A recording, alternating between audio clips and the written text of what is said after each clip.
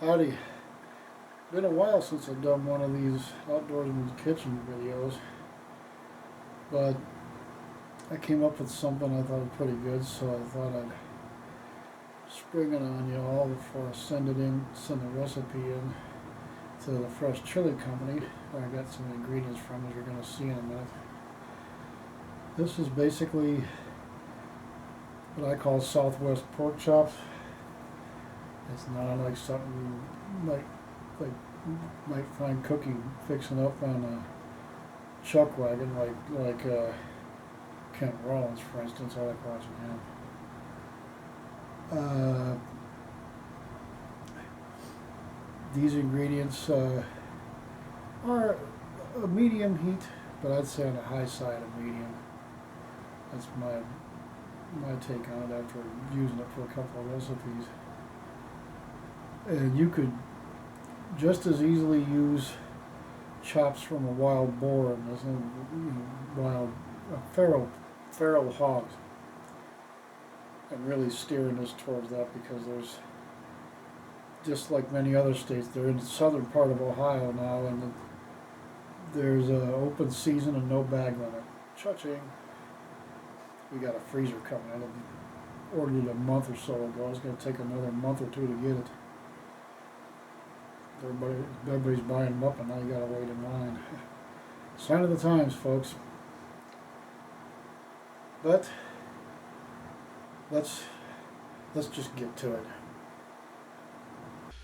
Okay, first off, here we have the red and green sauce and the green roasted hatch chili pepper sauces from the Fresh Chili Company, and 2 cans of seasoned stewed tomatoes, and 1 can of unseasoned. They're diced and stewed.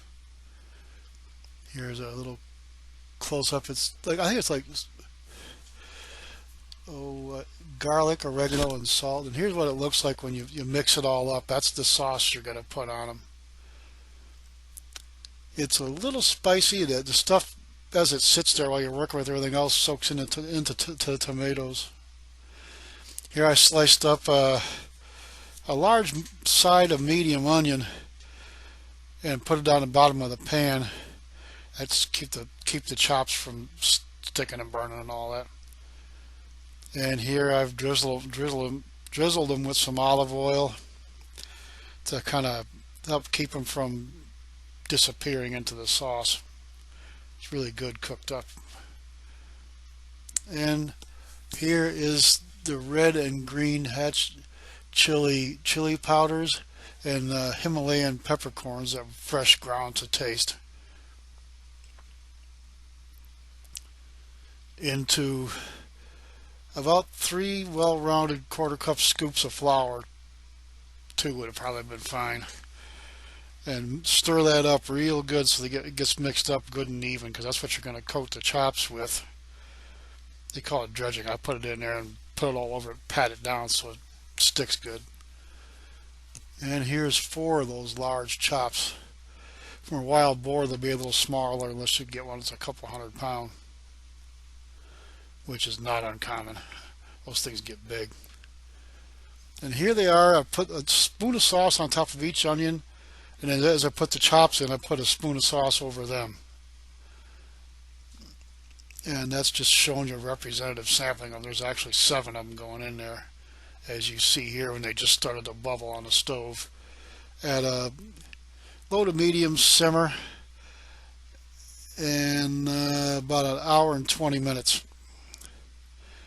Get them cooked and tender. This will be wonderful, I guarantee. And 1 hour and 20 minutes later, this is what they look like, all cooked up.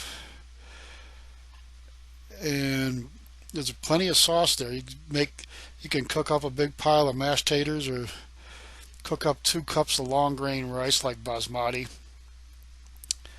and then serve some pinto or cannellini beans seasoned with the red and green chili powders over top of the rice. And as you scoop the pork chops out, you got the onions on the bottom that you could put over top of each one of the chops and serve them that way. Definitely a rib sticker. Well, how was that?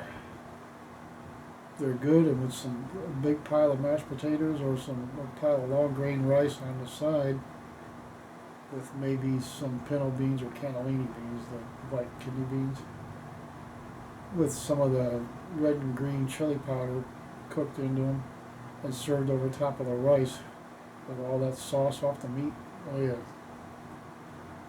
and some cornbread or a pat of hot biscuits, and you got a good stick to your ribs meal. You can eat that, and it's gonna make you want to put your feet up and go to sleep for the night. But as always, good Lord willing, the creeks don't rise. We'll see you again. So keep your gun oiled and your powder dry.